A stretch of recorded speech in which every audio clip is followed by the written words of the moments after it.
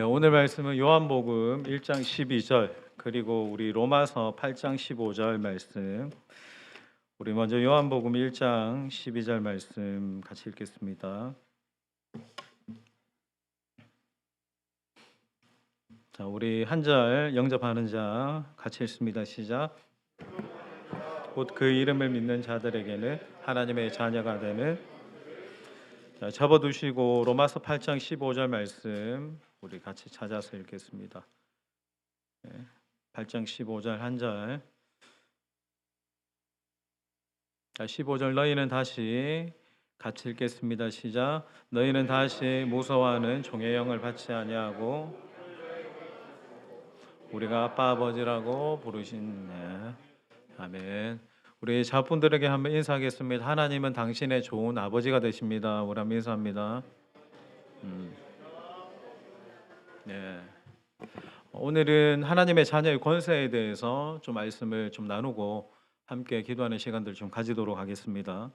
한 의사가 아프리카에서 이제 의료 봉사를 한 거예요. 의료 봉사를 하면서 그 마을에 큰 부족이 있었습니다. 그 부족의 추장과 친해지게 되었고 그 추장에게는 굉장히 유능한 아들이 있었어요. 이 아들은 외국에서 유학을 했고 그렇게 공부를 하고 이제 돌아와서 이 부족을 이제 계승을 해야 되는데 마을 사람들의 가장 큰 주목하는 것은 과연 이 뛰어난 아들이 누구랑 결혼할지가 가장 중요한 부분이었어요. 왜냐하면 이 아들과 결혼하는 여성은 어떤 여성이든지 그 부족의 최고의 어떤 권위자로 신분 상승할 수 있기 때문이었습니다.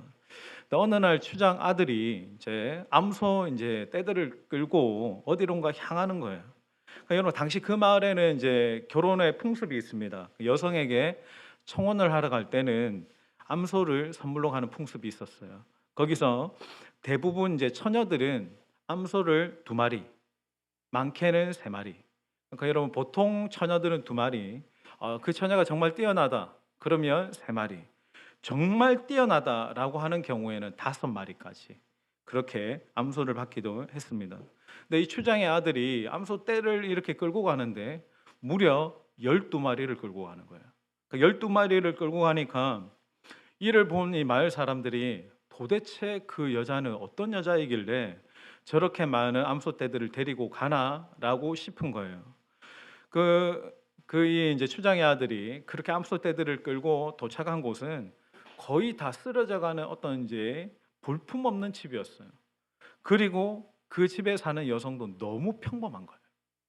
아니 저런 여자한테 암소 12마리를 이렇게 가져다 준다고 막 사람들이 수군수군대기 시작하는 거예요. 이 여인은 또 이렇게 조금 막 사람들이 막 그렇게 수군수군하면 밖에 나오지도 못하는 굉장히 소심한 어떤 마음을 가지고 있는 그런 여인이었습니다. 추장의 아들은 이 여인과 결혼을 했고 이제 의사는 자기 나라로 돌아갔어요. 그리고 오랜 시간 좀 지나고 난 다음에 다시 그 의사가 그 마을을 방문했을 때는 이제 이 아들이 이제 이 추장의 아들이 이제 자기가 추장이 되어 있었고 근데 그 추장의 옆에 서 있는 여인을 보고 깜짝 놀란 거예요. 그 예전에 봤을 때는 정말 볼품없고 초라하고 위축되어져 있는 그런 모습이 아예 온데간데가 없는 거예요. 당당하고 유창하게 영어를 구사하기 시작하고 사람들 앞에서 자신 있게 자기의 어떤 그 부분들을 이야기하는 품격 있는 여인으로 바뀌어 있었던 거예요. 의사가 놀라서 이 추장에게 이제 묻습니다. 어떻게 된 영문인지 이렇게 묻자 그가 이제 이렇게 대답합니다. 저는 사실 청혼을 할 때 암소를 많이 받을수록 그 사람의 가치가 높아진다라는 사실을 알고 있었습니다. 저는 제 사랑하는 아내가 평생 자신을 암소 한두 마리 정도의 가치로 여기는 것을 원하지 않았기 때문에 저는 12마리를 선물했습니다. 그리고 저는 결혼한 이후에 아내에게 뭐 공부해라, 뭐 외모를 꾸며라 요구한 적도 없습니다. 그냥 나는 당신을 있는 그대로 사랑한다라고 이야기했을 뿐입니다. 근데 어느 순간 이 자기 아내가 자신이 이 암소의 12마리보다 훨씬 더 가치가 있다라는 것을 깨달은 것 같습니다. 그 이후로 점점 아름다워지기 시작했고 지성과 품격을 갖춘 여성으로 이렇게 변화되었습니다. 여러분 이 볼품없고 지극히 평범했던 여인이 정말 뛰어나고 품격 있는 여인으로 바뀔 수 있는 원동력은 뭐였을까? 여러분 남편이 실력을 쌓으라고 얘기했습니까? 외모를 꾸며라고 얘기했습니까? 뭔가를 배우라고 얘기했습니까? 아니에요. 자신이 이 12마리를 받을 만한 가치 있는 사람이다라고 하는 것을 깨닫기 시작한 순간부터 그 가치에 걸맞는 행동의 변화가 일어난 거예요. 삶의 변화가 일어난 거예요. 내가 여러분 암소 12마리를 받으려고 어떤 노력한 것이 아니라 이미 그런 사람으로 가치를 인정받았기 때문에 그에 걸맞는 당당한 말투가 나오기 시작하고 품격 있는 태도가 나오기 시작하는 거예요. 여러분 내가 내 자신의 가치를 알 때, 즉 나의 정체성을 분명하게 알게 되면 자연스럽게 이어지는 행동과 삶과 그에 맞는 어떤 삶의 결과가 있게 되는 겁니다. 여러분들은 몇 마리의 가치인 것 같습니까? 옆에 분을 보세요. 몇 마리인 것 같습니까? 말은 하지 마시고 몇 마리의 가치인 것 같습니까? 여러분이 뭐 암소 12마리 뿐이겠습니까? 여러분은 예수님의 십자가의 보혈의 값으로 새롭게 된 하나님의 자녀들입니다. 여러분 이 어떤 내 가치가 별로 뭔가 내 안에 마음에 와닿지 않죠. 당장 뭐 내 통장에는 별로 돈도 없고 지금 뭐 내가 사는 집도 지극히 평범하고 내가 있는 지금 직장이나 내 일들이 뭐 남들한테 내세울 것도 없는 지극히 평범하다라고 하는 그 생각이 여러분 드신다면 여러분은 대단한 착각을 하고 있는 겁니다. 여러분 우리는 이 세상의 자녀들이 아닙니다. 우리에게 하늘 아버지가 계십니다. 그리고 우리는 하늘 아버지가 계시는 영원한 천국으로 가게 될 것입니다. 동일하게 내가 그 하나님 아버지를 나의 아버지라고 고백하는 순간 우리가 이 땅에 살 때도 그 하나님이 예비하신 은혜와 축복과 그분의 나라를 누리고 경험하게 될 것입니다. 그 내가 하나님을 하나님으로 인정한 순간 그 하나님을 정말 깊이 있게 알아가게 된 순간부터는 더 이상 내 안에 어떤 세상의 가치가 나의 어떤 신분을 좌지우지하지 않는 거예요. 하박국 말씀처럼 초가상간에 내가 살아도 내가 누구로 인하여? 하나님으로 인하여 기뻐하고 기뻐할 것이다. 어떻게 이런 일이 가능하지? 여러분 세상의 자녀들은 절대로 이런 일이 불가능한 겁니다. 여러분 그러나 하나님 아버지의 자녀는 누구로 말미암아? 하늘의 아버지, 그 하늘 하나님으로 말미암아 오늘 이 밤에도 여러분이 어떤 형편에 있든지 기뻐하고 기뻐할 수 있음을 믿으시기를 주님의 이름으로 축원합니다. 그러니까 여러분 우리의 신분 자체는 누가 정해주는 것이냐면 세상이 아닙니다. 여러분 세상에 어떤 가치관이 내 안에 계속 들어와서 그것이 나의 신분을 결정한다? 아니요. 여러분 성경을 보세요. 말씀을 보세요. 이 밤에 또 그 아버지가 여러분에게 뭐라고 말씀하시는지를 여러분 유익 있게 들으십시오. 그분이 나의 신분을 결정하는 거예요. 근데 여러분 놀랍게도 우리가 마음이 가장 낮아져 있을 때도 굉장히 어려운 시련 가운데 가할 때도 다들 여러분들이 한 번 이상씩은 경험해 보셨겠지만 내가 그분 앞에 엎드릴 때 그분이 나를 뭐라고 하시던가요? 너는 내 사랑하는 아들이야. 넌 내 사랑하는 딸이야. 내가 너와 함께해. 내가 너를 굳게 붙들 거야. 여러분 오늘 이 밤에도 이 하늘 아버지 그 좋으신 아버지의 음성 그 한 음성이면 우리는 충분히 일어설 수 있고 믿음으로 달려갈 수 있게 되는 것입니다. 그러니까 여러분 자꾸만 여러분들이 두리번 거리면서 세상에 초점을 맞추지 마세요. 세상은 자꾸만 우리를 헷갈리게 만듭니다. 자꾸 세상의 자녀대로 이런 저주 가운데 돈의 저주 그리고 어떤 명예의 저주 가운데로 우리를 자꾸 몰아가는데 여러분 절대로 헷갈리시면 안 됩니다. 우리에게는 아버지가 계십니다. 그 하나님이 오늘 이 밤에도 예수 그리스도의 십자가의 보혈로 말미암아 여러분들을 자녀의 권세로 부르신 줄 믿습니다.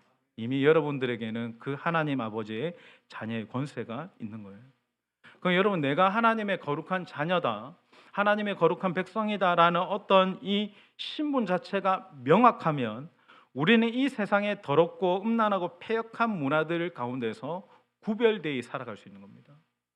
여러분 우리는 세상 사람들과 같이 있지만 이 땅에 속해 있지만 이 땅에 속한 자가 아니에요. 우리는 하늘에 속한 자이고 우리의 신분은 하나님의 정해주신 거룩하신 하나님의 거룩한 백성이고 거룩한 자녀들이라는 거예요. 그리고 이 땅을 살아갈 때 저는 여러분들이 2주 전에도 설교했지만 하나님의 자녀답게 이 땅에서 구별되어 하나님의 말씀 앞에 거룩한 삶으로 살아가는 저와 여러분이 되시길 주님의 이름으로 축원드립니다. 제가 그 2주 전에 악에서 떠날지어다 설교를 하고 한 분이 제게 찾아와 가지고 목사님 너무 고맙다라고 이야기했어요. 제가 구체적으로 여러분 믿음의 삶은 뭐라고 얘기했습니까? 구체성이라고 이야기했죠. 막연한 게 아닙니다. 추상성이 아니에요. 구체성이에요. 제가 그 음란에서 떠나라고 자유행위 정리하라고 그리고 거짓말하는 거 사소한 거짓말에 대해서 정리하라고 술과 음주와 그 세상의 어떤 문화에 대해서 반드시 떠나라라고 이야기했어요. 고맙다라고 하더라고요. 여러분 많은 자녀들이 자꾸만 내가 술에 묶이고 여러분 세상의 어떤 문화에 묶이는 것은 그 마음 안에 뭐가 있냐면 공허하기 때문에 그런 거예요. 헛헛하기 때문에 그런 거예요. 내가 분명한 인생의 목적과 방향이 없기 때문에 그런 겁니다. 그러나 인생의 방향은 우리가 하늘 아버지를 만나는 순간 끝이 나는 거예요. 여러분 오늘도 이 밤에 여러분 신분을 명확하게 하십시오. 내가 거룩해야 될 이유, 내가 세상 사람들과 똑같이 이런 어떤 가치를 추구하지 않을 이유는 우리는 하나님의 자녀이기 때문에 그렇습니다. 그분은 거룩하신 분이십니다. 그분 앞에서 하나님의 자녀답게 여러분 세상 가운데 살아가시는 저와 여러분이 되시길 주님의 이름으로 축원합니다. 저번 주에 우리가 하나님께서 그분의 형상대로 만든다라고 이야기했죠. 그러니까 여러분 우리는 체질적으로 어떤 게 있냐면 그분의 DNA가 우리 안에 있는 거예요. 여러분 우리의 어떤 육적인 모습도 있지만 제가 다음 주에 설교하겠지만 우리 안에 또 혼적인 모습도 있죠. 그러니까 여러분 우리 안에 혼적인 모습과 육적인 모습이 있고 완전한 게 하나가 있습니다. 그건 뭐냐면 영적인 모습이에요. 하나님이 우리에게 창조하신 영은 완전한 것입니다. 그럼 여러분 그분의 형상대로 만들어졌다라고 할 때 여러분 우리가 가장 그분의 형상다울 때가 언제겠습니까? 내가 완전하신 그 영으로 그분을 예배하고 그분 앞에 영으로 기도하고 찬양할 때 우리는 완전해지는 거예요. 여러분 자꾸 세상에서 기웃거리면서 세상 문화 막 즐기다 보면 뭐가 됩니까? 우리가 영적으로 폭행당하는 거예요. 제가 예전에 그 같이 사역했던 후배가 목사입니다. 목사가 같이 사무실에 앉아 있는데 이 목사님이 출근하면 아침 새벽기도 마치고 아침 8시부터 오후 6시까지 신방이나 다른 사역 없을 때는 하루 종일 뭐 하는지 아십니까? 게임을 한대요. 이게 총싸움 게임이잖아. 뭐 무슨 총싸움인지 모르겠어. 그걸 하루 종일 한대요. 어떤 날은 저녁에 잠깐 교회 갈 일이 있으면 저녁에도 나와가지고 여러분 그게 뭔지 압니까? 영적으로 폭행당하는 거예요. 그러니까 영혼이 완전히 이렇게 무너지는 거예요. 여러분 세상 가운데 우리가 그렇게 노출되어 있고 그런 세상의 문화에 한두 번쯤은 괜찮지라고 하지만 여러분 하나님이 우리를 완전한 영으로 세우신 우리의 영혼이 세상의 어떤 문화와 그런 악습들에 노출되어지다 보면 우리의 영이 폭행당하는 거예요. 묻어지기 시작하는 거예요. 여러분 우리가 우리다울 수 있는 것은 우리가 하나님이 기뻐하시는 가장 기뻐하시는 영적인 행위를 할 때입니다. 우리가 영으로 예배할 때, 영으로 찬양할 때, 영으로 하나님 앞에 합당하게 경배하는 그 순간이 하나님 보시기에 가장 아름다운 모습이고 우리가 그런 영의 삶을 살아갈 때 하나님의 우리를 온전하게 하시고 또 하나님의 주시는 비전과 사명의 길을 거침없이 달려가게 하나님이 인도해 가시는 것입니다. 여러분 날마다 오늘 이 밤에도 그렇고 여러분 주일날도 예배도 여러분 그냥 타성에 젖은 어떤 형식적인 예배나 인간적인 예배가 아니라 여러분의 안에 있는 그 하나님의 형상, 하나님의 DNA 그 영혼이 하나님 앞에 온전히 드려지는 영적 제사, 영적인 기도, 영적인 찬양을 하나님 앞에 온전하게 드리는 거룩한 하나님 앞에서 제사장 되기를 주님의 이름으로 축원드립니다. 그러니까 여러분 우리에게 권세가 있다면 권세를 이야기하는데 뭐라고 얘기했습니까? 자녀라고 얘기했잖아요. 그럼 여러분 뭐가 우리에게 권세고 특권입니까? 신분이 특권인 거예요. 하나님이 이미 그분의 형상대로 나를 자녀 삼아 주신 거예요. 이게 여러분 특권이고 축복입니다. 그리고 이게 전부입니다. 내가 하나님 아버지의 자녀라는 거 그리고 하나님의 백성이다라고 하는 이 신분 자체가 명확해지면 모든 어떤 여러분 인생의 고민이나 문제들이 그 순간 끝이 나는 거예요. 여러분 하나님이 그 우리 아버지가 얼마나 좋으신 분이신지 아십니까? 그걸 알고 알면 알수록 내 안에 어떤 풀리지 않는 어떤 문제들이 조금씩 풀려져 가는 것을 보게 되는 거예요. 자, 그 하나님 아버지가 나의 아버지가 될 때 주어지는 게 뭐냐면 하나님의 충만입니다. 우리 골로새서 2장 10절 우리 띄워 주세요. 자, 너희도 그 안에서 시작. 그는 모든 통치자와 권세. 사도 바울이 계속 이야기하는 이 골로새서에서 반복하는 단어가 뭐냐면 충만이라는 단어입니다. 그러니까 하나님이 나의 아버지가 되셨다라고 할 때 하나님의 관계성 속에 주어지는 축복이 뭐냐면 바로 하나님의 충만입니다. 너희가 그 안에서 충만하여졌으니라고 하는 이 말은 뭐냐면 우리가 하나님을 예배하죠.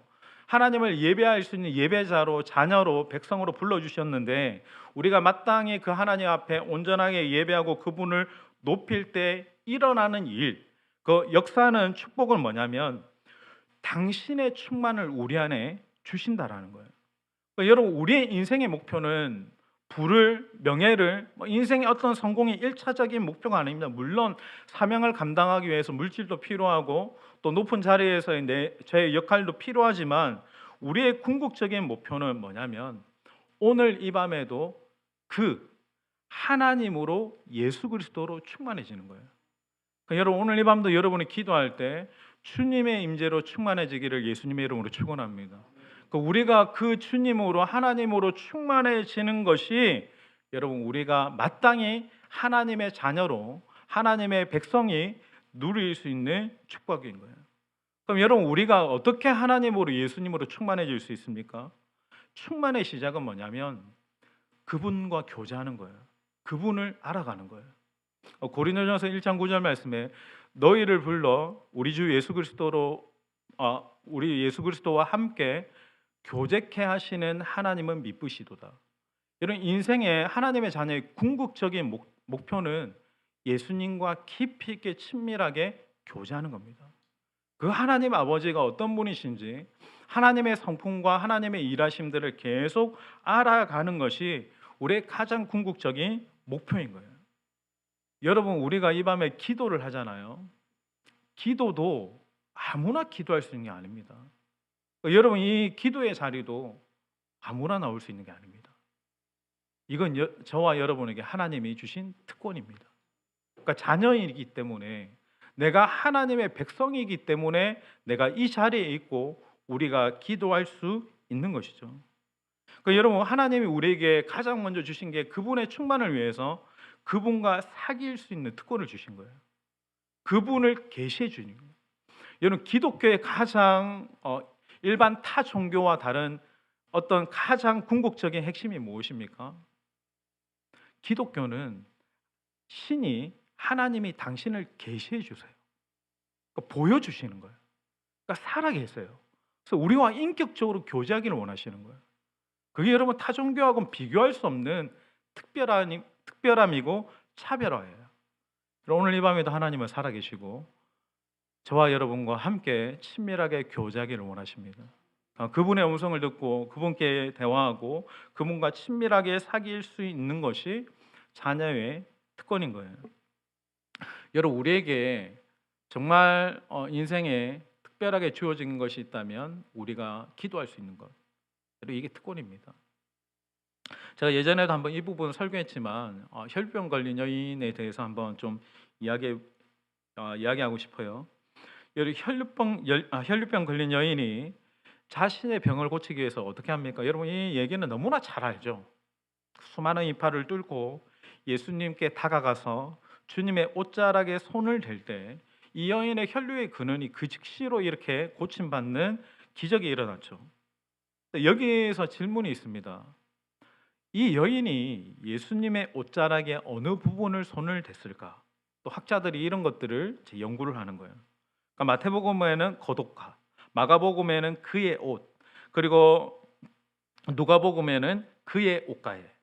여러분 다양한 표현들이 있지만 이게 헬라어로 원어로 이를 보면 옷술이라는 단어가 나와요.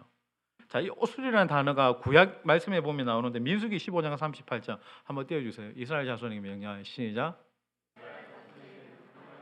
베드로 그들의 옷단 귀에 술을 만들고 청색끈을 여기 보면 그 여인이 만진 옷자락은 술인데 옷술인데 그 당시에 예수님의 옷술을 만진다라고 하는 것은 처벌을 각오해야 할 만큼 굉장히 위험한 행동이었어요. 왜냐하면 이 옷술은 누구만 만질 수 있냐면 직계 가족들만 만질 수 있어요.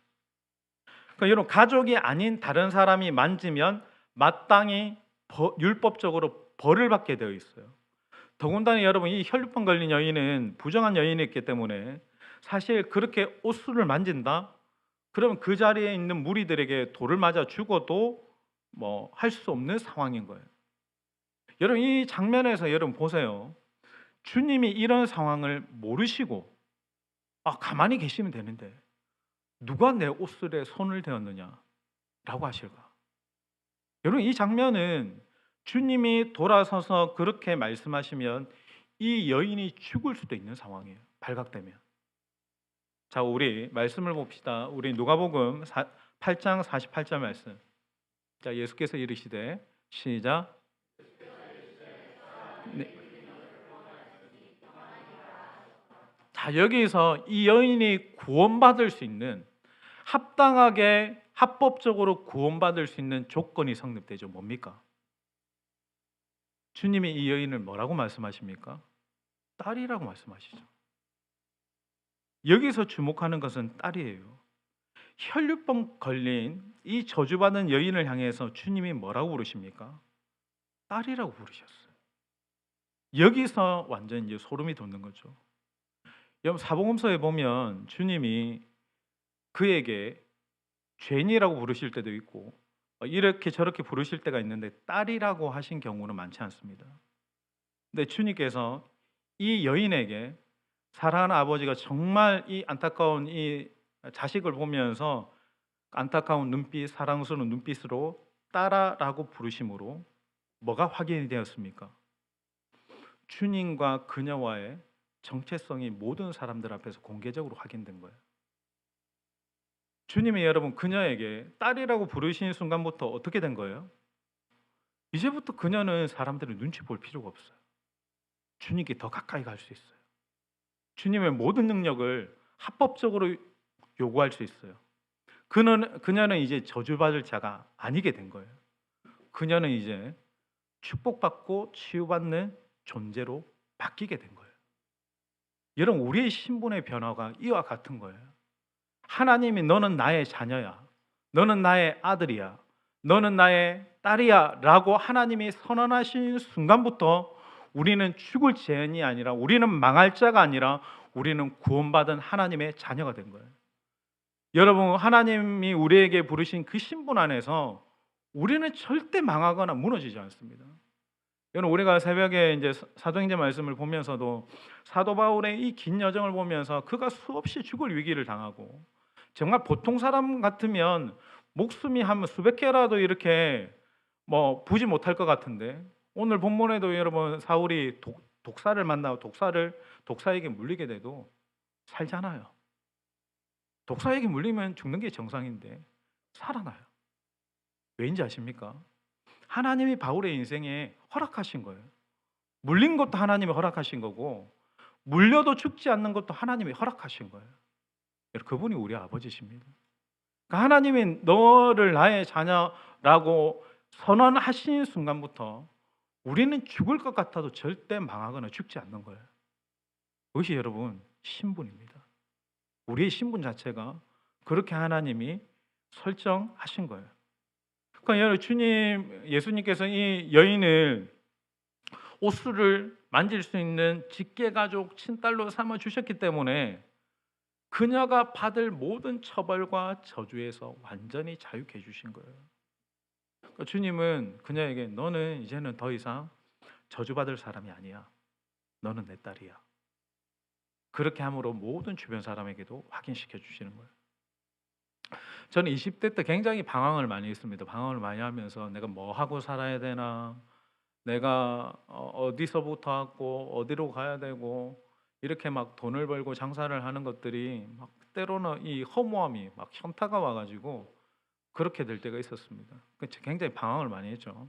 방황을 많이 하면서 이리저리 살다가 어느 한 집회에서 이제 우연히 이제 끌려서 이렇게 간 집회에서 제가 그때 하나님을 만났어요. 어떻게 만났냐면 찬양 가운데서 하나님이 제게 음성을 들려주셨어요. 딱 한마디였어요. 너는 내 사랑하는 아들이야. 근데 그 한 음성을, 세미한 음성을 딱 듣는데 제가 그 찬양을 들으면서 엄청 울었어요. 막 떼굴떼굴 구르면서 막 그 한 음성에 제가 이제 반응하기 시작했죠. 그때부터 제 삶은 완전히 달라졌습니다. 왠지 아십니까? 내 인생의 출발이 어디서부터 왔는지를 알게 됐기 때문에 그런 거예요. 그리고 내가 어디로 가야 될지를 분명하고 명확하게 알게 되었기 때문에 그렇습니다. 아버지가 나를 사랑한다, 너는 내 아들이다 딸이다라고 선언하는 그 음성은 그 한 방황하는 인생을 송두리째 바꿔버립니다. 저는 여러분의 자녀들 가운데도 또 여러분의 인생 가운데도 이 한 음성, 너는 내 사랑하는 아들이고 너는 내 사랑하는 딸이다, 그 하나님의 명확한 음성을 듣게 되는 은혜가 있기를 주님의 이름으로 축원합니다. 그러면서 신분의 완전한 변화가 일어나는 거예요. 여러분, 이 여인이 병이 나은 것도 감사하지만 진짜 축복은 뭡니까? 예수님이 이 여인을 자녀로 불러주신 거예요. 하나님의 아들, 딸로 삼아 주신 것이 여러분 복인 겁니다. 지금 여기 계신 여러분은 하나님의 아들이고 딸입니다. 이것은 축복 중에 축복인 겁니다. 제가 어제 시편 말씀을 묵상하면서 시편 144편 15절에 이런 말씀이 있더라고요. 여호와를 자기의 하나님으로 삼는 백성은 복이 있대요. 그러니까 여러분, 진짜 복이 뭐냐면 그 하나님 나의 하나님이에요 라고 삼는 자, 고백하는 자가 복이 있대. 그래서 제가 집에 이렇게 게임하던 다니엘을 불렀어요. 너 이거 말씀 외워야 된다. 이 말씀 너무나 복된 말씀입니다. 다니엘 보고 외우라 하고, 노예를 불러가지고 또 외우라 하고. 여러분, 하나님을 나의 하나님, 나의 아버지로 고백하는 백성은 복 있는 사람입니다. 그게 복입니다. 저는 여러분이 이렇게 한번 고백해 보십시오. 옆에 분에게 그렇게 고백하세요. 여호와를 자기 하나님으로 삼는 당신은 복 있는 사람입니다. 시작. 여호와를 예. 여러분, 내가 하나님의 자녀가 되었기 때문에 오늘 밤에도 주님의 옷자락을 만질 수 있고 그 간구의 놀라운 응답과 역사를 경험하게 되는 겁니다. 기도도 아무나 할 수 있는 게 아니고 그 응답의 역사도 아무나 경험할 수 있는 게 아닙니다. 하나님이 나의 아버지시고 내가 하나님의 자녀이기 때문에 그 놀라운 응답과 역사를 경험하게 되는 줄 믿습니다. 제가 오늘 이제 그 노예 이제 그 서기 목사님을 만나러 이제 가서 서류 이런 거 저런 거 얘기하면서 교제를 했어요. 원래 목사님 그냥 보내려다가 제가 여기 빵집 진짜 맛있는 빵집 있잖아요. 거기서 이제 막 소금빵하고 이렇게 밤식빵하고 이런 거 하면서 사모님이 너무 빵을 좋아하신대. 그 맛보더만 제가 집에 가려고 하는데 꼭 식사를 대접하고 싶다 해가지고 국밥집 가가지고 국밥을 이제 대접받고, 그리고 그냥 가려고 하는데 또 포장을 해주시더라고요. 그래서 2인분 포장을 해주셔가지고 또 오늘 집에는 이제 우리가 또 준비한 반찬이 있어가지고 여기 승민 형제한테 국밥도 포장 나눠주고, 그렇게 하면서 이제 그분하고 교제를 하는데 이런 이야기를 하시더라고요. 저도 이제 목회 초에 이제 힘들었던 이야기하고, 그 목사님은 교회가 그러니까 최근에 시험이 와서 교회가 2갈래 3갈래로 이제 쪼개진 거예요. 너무너무 힘들었대요. 목사님이 진짜 도망가려고 이제는 목회를 그만둬야 되겠다라고 생각하는 그 순간에 그 사모님하고 목사님이 한 게 딱 한 가지입니다. 뭘까요? 그런 순간에는 진짜 이렇게 인생에 이렇게 절박한 코너에 모이면 딱 할 수 있는 게 딱 한 가지만 남습니다. 하나님 앞에 엎드리는 거예요. 그렇게 엎드려서 교회에서 이렇게 기도를 많이 했다. 오전 오후 내내 그냥 아니면 마음을 이제 지킬 수가 없어가지고 사모님이 막 그런 얘기를 하면서 마음이 이제 짠하니까 눈시울을 이제 붉히시는데 제 마음도 짠하더라고. 사모님, 저도 그 마음 알아요. 저도 그렇게 기도했었던 때가 있었습니다. 여러분, 진짜 기도라는 것을 한번 경험해 본 사람은 여러분, 기도한다라는 것이 얼마나 큰 축복이고 특권인 줄 압니다. 여러분, 우리가 가장 어려울 때 막 세상 사람들은 어떻게 합니까? 약을 먹고 안 되면 약을 먹어 마음을 지키려면 뭐 약을 먹든지 뭐 이렇게 다른 걸로 이렇게 스트레스를 해소하고 풀려고 이렇게 막 발버둥을 치는데 그럼 가장 힘들고 어려울 때 여러분 하나님의 자녀는 아버지 앞에 나와서 엎드려 기도할 수 있습니다. 이건 정말 놀라운 축복입니다. 그래 이 밤에도 그 기도의 놀라운 은혜와 특권을 충만하게 누리는 저와 여러분이 되시길 주님의 이름으로 축원합니다. 오늘 말씀이 너무 긴데요. 두 번째 하나님의 아버지라고 부를 수 있는 놀라운 특권은 하나님을 아버지라고 부를 수 있는 거예요. 하나님을 내가 아버지라고 부르는 거예요. 여러분 한번 아버지 한번 불러보세요. 시작. 예. 그러니까 우리가 하나님을 가장 친밀하게 아빠 아버지라고 부를 때 그 아버지와 나와의 관계를 통해서 하나님의 권세와 또 하나님의 충만을 경험하게 되는 거죠. 우리 로마서 8장 15절 말씀 띄워주세요. 너희는 다시 시작. 영을 받았으므로 우리가 아빠 아버지라고 여러분 아버지라고 부를 수 있는 것은 뭡니까? 자녀가 자녀만이 부를 수 있는 권세이고 특권인 거예요. 여러분 우리가 하나님을 아버지라고 부른다라고 하는 것이 너무 자주 불러봐서 뭔가 이렇게 감흥이 없을지도 모르겠지만 하나님의 입장에서는 자녀가 하나님을 향해서 아버지라고 부르는 것은 가장 놀라운 감동인 거예요. 예전에 제가 한번 얘기했던 건데 그르네이 선교사 남아프리카에서 선교하시는 선교사님인데 늦은 저녁에 한 14살쯤 되는 한 아이가 찾아온 거예요. 이 아이가 완전 거지 행색이었어요. 문 앞에 있는 애를 이제 집으로 들어오라고 한 거죠. 왜 왔는지 사정을 물어보니까 이 아이가 말하기를 엄마는 자기가 4살 때 죽었고 아버지를 마지막 본 것은 이제 3개월 전이었는데 이 알코올 중독자였던 아버지가 이제 자기를 총으로 쏴서 죽이려고 해서 도망을 나왔대. 그래서 3개월 동안 거지처럼 구걸하다 살다가 이 집이 이제 선교사님 집이라는 것을 알고 뭔가 도움을 얻을까 해서 이제 온 거예요. 선교사님 이미 입양한 애들이 2명이 있었어요. 총 4명의 자녀들이 있었지만 성령이 또 감동을 주시고 하셔서 이 아이를 그냥 보낼 수가 없어서 이 아이를 또 입양합니다. 그러니까 이 아이를 입양하기로 결정하고 이 아이에게 이야기를 했어요. 이제부터 너는 내 딸이야. 쟤는 내가 너를 입양하기로 했으니까 너는 내 딸이니까 집안의 모든 물건들 네 마음대로 쓸 수 있고 네가 혹시나 뭔가 필요하면 뭐든지 다 얘기해. 그러면 내가 원하는 거 다 구해줄 거야. 아이가 고맙다고 했어요. 근데 이 애가 지내면서 단 한 번도 이 선교사님에게 뭐가 필요하다라고 말을 하지를 않는 거예요. 한 번도 한 달이 지났는데 한 번도 도움을 요청하지 않았어요. 뭐 사달라거나 도와달라거나. 여러분 이 애가 왜 한 번도 이렇게 도움을 요청하지 않았는지 여러분 그 마음을 알겠습니까? 어느 날 선교사님 서재에 앉아 있는데 이 여자아이가 문을 두드리더니 방으로 들어왔어요. 선교사님 뭘 해줄까라고 물었더니 애가 정말 떨리는 소리로 작게 수줍어하면서 한마디 했어요. 아빠 신발끈 하나가 필요해요. 근데 이 딸이 아빠라고 부르면서 뭐가 필요하다라고 하는 이 말을 듣는 순간 그 당신의 마음에 말할 수 없는 감동과 감격이 밀려오면서 펑펑 울었다라고 했어요. 이유는 단 한 가지예요. 이 아이가 나를 바라보면서 아빠라고 부른 거예요. 애가 대단한 거 구한 거 아니죠. 이 애가 자기의 필요를 느껴서 아빠 나에게 뭐가 필요해요라고 한 말에 감동받고 드디어 이 아이가 나를 아버지라고 생각하는구나라는 것에 감동되어서 울었다라고 했습니다. 하나님은 모든 것을 다 가지고 계십니다. 하나님에게 뭔가 필요한 게 있겠습니까? 우리야 많은 어떤 필요도 있지. 하나님이 우리에게 요구하시는 단 한 가지, 또 우리에게 주신 가장 놀라운 특권은 그 하나님을 내가 아버지로 인정하고 아버지로 부르는 거예요. 여러분 우리가 이 밤에도 기도할 수 있는 이유가 뭐냐면 기도의 응답은 나의 기준입니다. 하나님은 우리에게 뭘 말씀하시냐면 우리에게 가장 좋은 아버지가 되시는 그 하나님을 경험하고 싶은 거예요. 보여주시고 싶은 거예요. 당신을 나타내고 싶은 거예요. 사랑하는 누구누구야 네가 무엇이든지 원하는 대로 나에게 구해라. 그리고 반드시 내가 이것을 지키는 너의 좋은 아버지가 되심을 달라는 거예요.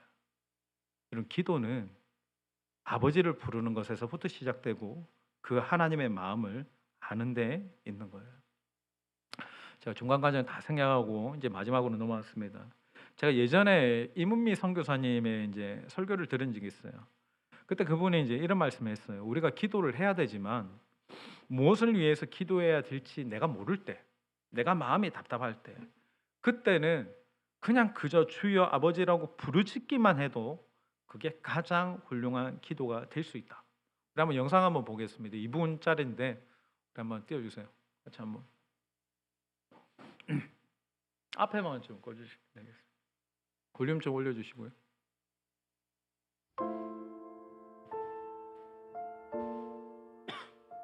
내가 살고 있는 것이 리무르. 볼륨 좀 더 올려주세요. 그 티밭이에요. 내가 이렇게 걸어가잖아요. 그러면 아래에서 이 꼬마들이 나를 올려다봅니다. 우리 교회 주일학교 애들이에요. 그러니까 내가 선교사인지 알아요. 내 이름이 유니스니까 내 이름을 불러요. 아래에서 나를 올려다보면서 내가 지나가면 이렇게 불러요. 유니스! 목이 터져라. 유니스! 막 이런데 얼마나 내 이름을 부르는지 나한테 아무것도 달라 그런 건 없어요. 그러나 내가 알아요. 얘네들 신발이 없어요. 맨발로 다니거든요. 근데 유네스 할 때 저것들 신발이 없는데 신발 사줘야지 그 생각이 들어요.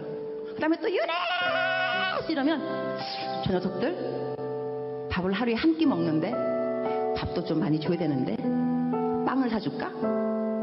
또 유네스 이러면 쟤네들 학교도 없는데 내가 돈 많이 있으면 학교도 지어주면 좋겠다. 이런 생각을 해요. 선한 생각이 계속 나게 있다는 이야기예요. 근데 걔네들이 그 누구도 나한테 유네스 신발 없어요. 신발 사주세요. 아무도 안 그랬어. 그러나 내 이름을 부르는 순간순간 쟤네들 뭐가 필요한데? 이게 무슨 이야기냐 하면 여러분이 기도할 때 쥐야 이러면은요 여러분의 마음을 하나님이 왜 모르겠어요. 여러분 필요한 거를 하나님이 아세요. 그리고 하나님이 여러분을 정말 사랑하세요. 안 주고 싶지 왜 안 주고 싶겠어요. 그러나 부르짖어요 말이지. 부르짖지 않으면 또 하나님의 마음이 또 감동이 안 간다니까. 그래서 오늘은 여러분의 필요가 있을 겁니다. 어떤 것이 필요로 하는지, 그것이 공부인지, 돈인지, 건강인지, 관계 회복인지, 아니면 영성의 회복인지 하나님 알고 계십니다. 겉으로 크게 내가 말로 표현하기 싫으면, 어려우면, 불편하면 그냥 주여 이름을 부르세요. 주여. 여기까지 보겠습니다. 여러분 우리가 그 하나님을 주님을 아버지로 부르고 주님으로 부르는 만큼 여러분 우리가 세상과 환경에서 승리할 수 있습니다. 오늘 이 밤에도 다른 어떤 것보다 하나님 아버지 그분을 여러분의 소리로 마음껏 부르고 그 하나님 아버지 안에 깊이 있게 이렇게 들어가는 그 놀라운 은혜가 저와 여러분의 삶 가운데 있게 되기를 주님의 이름으로 축원합니다. 우리 마태복음 7장 11절 말씀 보고 같이 좀 기도하겠습니다. 마태복음 7장 11절 말씀. 자, 우리 11절 너희가 악한 자라도 시작. 자, 마태복음 7장 11절 너희가 악한 자라도 시작. 너희가 악한 자라도 좋은 곳으로 자식에게 줄 줄 알거든 하물며 하늘에 계신 너희 아버지께서 구하는 여러분 구하는 자에게 좋은 것으로 주시지 않겠느냐라고 할 때 하나님은 구하는 자녀에게 좋은 것을 주십니다. 여러분 왜 하나님이 좋은 것을 주실까? 왜 좋은 것을 주실까? 네? 하나님이 좋으신 분이시기 때문에 그런 거예요. 내가 탁월한 게 아니라 하나님이 좋으신 아버지시니까. 여러분 그게 여러분 아버지의 성품입니다. 여러분 하나님이 우리가 떡을 달라고 하면 하나님은 뭘 주시겠어요? 떡을 주시겠죠. 근데 하나님은 우리가 돌을 달라고 해도 하나님은 떡을 주십니다. 설사 내가 하나님께 아무것도 달라고 하지 않아도 하나님은 떡을 주십니다. 하나님은 저와 여러분의 가장 좋은 것을 가장 잘 아시는 우리 아버지가 되십니다. 그러니까 여러분, 우리가 기도를 할 때, 우리가 하나님을 아버지라고 부를 때, 주여라고 부를 때는 그 속에 뭐가 있냐면 기브 앤 테이커가 아니라 지극히 깊은 관계가 있는 거예요. 저는 여러분들이 신앙생활 하면서 그 무엇보다 하나님 아버지를 사랑하게 되기를 예수님의 이름으로 축복합니다. 그건 내가 하나님을 부르는 것, 주님의 이름을 부르는 것은 관계입니다. 내가 하나님의 자녀이기 때문에. 그 하나님 아버지는 너무나 좋으신 나의 아버지시니까, 구하는 것마다 좋은 것으로 만족해 하시는 아버지시니까, 그런 관계 속에서 그 아버지를 부르고 그 아버지 안에 깊은 사랑과 은혜를, 그 사귐을 누리게 되는 이 복된 밤이 되길 예수님의 이름으로 축원드립니다.